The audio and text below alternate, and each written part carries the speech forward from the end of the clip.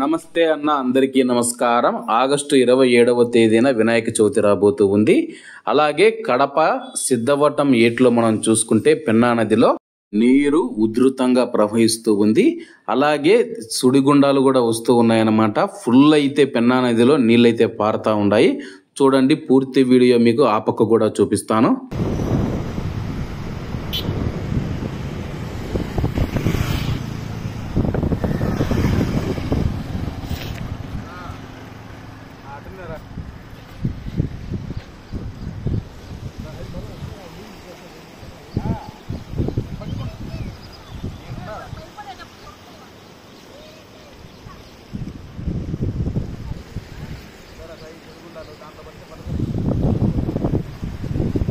Ndara